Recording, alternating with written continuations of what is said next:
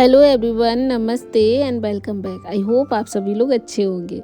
तो आज का जो ब्लॉग है थोड़ा सा लेट हो गया है और मैं 2-3 दिन बाद ही पोस्ट कर पा रही हूँ।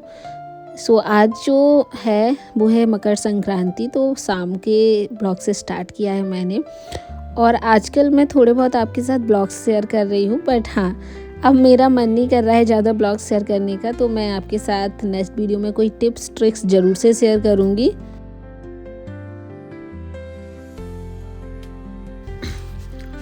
पूजा करने के बाद मैं आ गई थी किचन में और शाम के टाइम यानी आफ्टरनून में मैंने दाल को सोख करके रख दिया था, तो वो 4-5 घंटे में आराम से सोख हो गई है। और आज हमारे यहाँ मगोड़े बनाए जाते हैं संक्रांति के दिन, तो हम लोग बस थोड़े बहुत मूंग दाल के पकौड़े मगोड़े जो भी हों वो बना रहे हैं। साथ ही के साथ सब्जियाँ आई थी तो उनको भी धुल के रख दिया है, तब तक पानी निकलेगा फिर मैं इसको अरेंज कर दूँगी। कुछ दिन पहले मैंने अपने घर से ये पत्थर मंगवा लिया था, सिलवट्टा, जिससे कि चीज़ें बहुत अच्छे से पिस जाती हैं और टेस्ट भी बहुत अच्छा आता है मिक्सी के कंपैरिजन में। तो इस पे दाल है ना वो बहुत अच्छी पिसती है और इसके मगौड़े भी बहुत अच्छे लगते हैं। तो मैं ये काम करने वाली थी बट हस्बैंड बोले मैं कर देता हूँ, तो यही लगता है कि इससे अच्छी क्या बात हुई। तो मैंने जब तक दाल को धोया तब तक उन्होंने कैथे वक की चटनी बांट दी और फिर मैंने जब तक सब्जियों को अरेंज किया तब तक उन्होंने दाल को बांट के रख दिया, पीस के रख दिया। और इस तरह से हेल्प करने से काफ़ी हेल्प हो जाती है। घर में जो देर लग रही है काम में, घंटों किचने में लगते हैं, तो वो बहुत जल्दी हो जाते हैं क्योंकि दोनों की ही हेल्प मिल जाती है। तो आराम से मन भी लगा रहता है और काम भी होता रहता है। तो यहाँ पर मैंने सारी सब्जियां अरेंज कर ली थी और फ्रिज अभी खाली था क्योंकि मैं कुछ दिन से घर पर थी नहीं, तो हस्बैंड अकेले रहते थे तो बस उन्हें कम ही लगता था। बट जैसे ही मैं आई तो सब्जियां वगैरह भी आ गई हैं और फ्रिज में हरी भरी सब्जियां ताज़ा रख दी गई हैं। ये हमारी कैथे की चटनी रही। इसके बाद उन्होंने दाल को बांट दिया था। हालांकि मैंने उनसे बोला लाओ मैं देखती हूँ, मैं बांटती हूँ, बट उन्होंने फिर कहा थोड़ी सी है, दोनों ही क्यों हाथ गंदे करें, तब तक और कोई तैयारी कर लो। तो मैंने यहाँ पर मगौड़े के लिए प्याज को काट लिया है और प्याज ने रुला भी दिया है। तो ऐसे ही हम लोगों का जो संक्रांति है वो सेलिब्रेट हुई मगौड़ों के साथ। यहाँ पर बहुत सारा धनिया डाला, प्याज डाला, थोड़े बहुत मसाले डाले थे। तब तक बस अभी भूख नहीं लगी थी तो यहाँ पर मटर को छीलने बैठ गए। और दित्या के देखो हमने कान भी पिन करवा दिए हैं काफ़ी अच्छे लग रहे हैं, क्यूट सी लगने लगी है।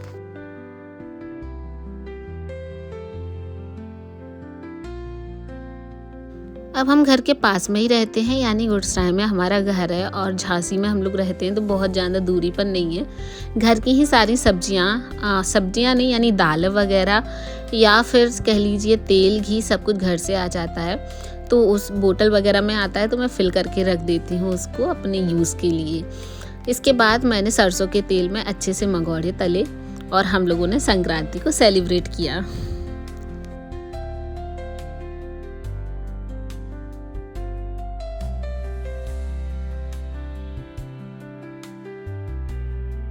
आपके यहाँ कैसे होती है आप लोग ज़रूर बताइएगा और अपना एक्सपीरियंस हमारे साथ शेयर करिए।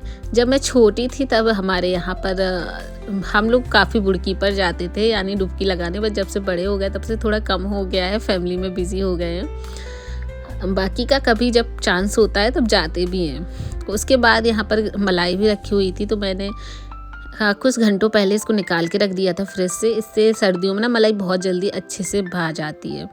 और पहले मैंने चम्मच से किया, फिर थोड़ा सा रह गया था तो मैंने हैंड ब्लेंडर से कर दिया और बहुत जल्दी मिनटों में मक्खन से मलाई निकल आई है।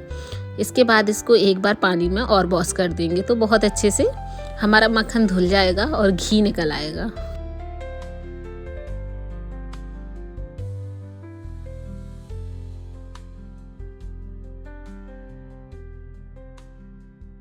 एंड ये है नेक्स्ट मॉर्निंग, और मॉर्निंग में फिर से वही सारे काम स्टार्ट हो गए। घर का खाना पीना बनाने के बाद घर में कुछ ग्रॉसरी आई थी तो उसको अरेंज करना था, तो सोचा आपके साथ भी शेयर करती हूँ।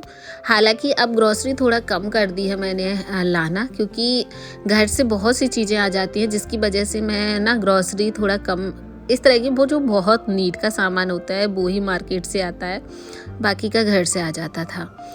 तो जो ज़रूरी सामान है उसको मैं अरेंज कर लेती हूँ इसी तरह से। पहले तो देखती हूँ और वहाँ पर एक लिस्ट बनाती हूँ ताकि चीज़ें ना एक्स्ट्रा ना आए। और आजकल मैं इस जियो स्मार्ट से कर देती हूँ ऑर्डर, ताकि वो बहुत कम रेट में और घर पर बैठे ही आ जाती हैं।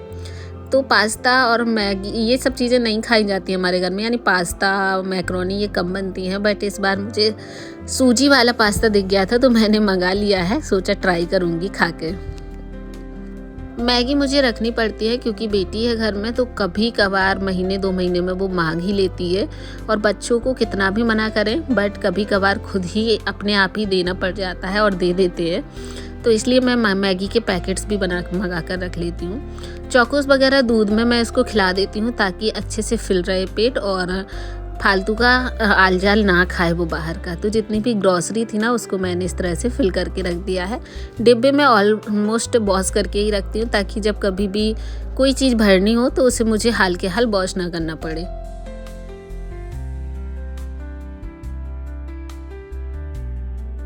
सारे बिस्किट्स को ना एक कंटेनर में अरेंज करके रख देती हूँ ताकि उसके जो एक्स्ट्रा पैकेट हैं वो हट सकें और सामने बिस्किट के पैकेट देख सकें कि कितने हैं कितने नहीं। ये भी मेरे घर में बिस्किट भी कम खाए जाते हैं बट इस बार मेरा पार्ले-जी खाने का मन हुआ तो मैंने बड़ा पैकेट मंगा लिया, जिसकी वजह से मेरा पूरा डिब्बा भर गया। और मैं ही खुद लेने गई थी तो ये एक्स्ट्रा फिलिंग वाले भी बिस्किट्स आ गए हैं।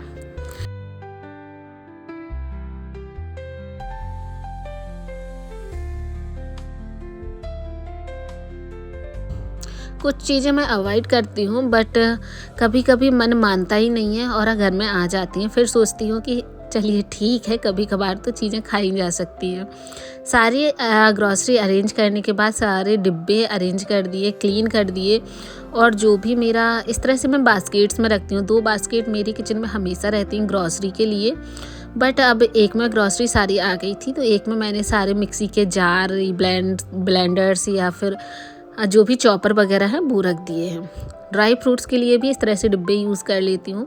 प्लास्टिक के हैं बट ये क्वालिटी वाइज अच्छे हैं और बहुत पहले लिए थे तो अभी तक ख़राब नहीं हुए हैं, तो इनको फेंकने का मन ही नहीं करता है तो इसमें भर के रख देती हूँ।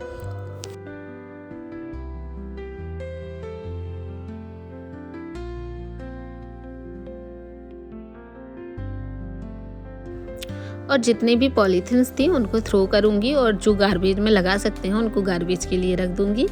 और कुछ इस तरह से सामान आया था, सॉप्स वगैरह और क्लोज़अप वगैरह थे तो उनको भी उनकी जगह पर रखूँगी ताकि सारी चीज़ें ना अच्छे से अरेंज रहें। और एक ही दिन में यानी जैसे ही ग्रॉसरी आए उसको सभी को अपनी अपनी जगह पे अरेंज कर दो तो सभी चीज़ें ऑर्गेनाइज रहती हैं, घर भी ऑर्गेनाइज रहता है।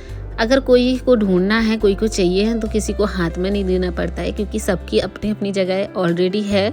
तो जब कभी भी किसी को कोई चीज़ की ज़रूरत होती है तो वो वहाँ से उठा लेता है, जिससे कि मेरा भी काम बहुत इजी हो जाता है। यानी बार बार मुझे सामान उठा के किसी भी फैमिली मेम्बर को देना नहीं पड़ता है।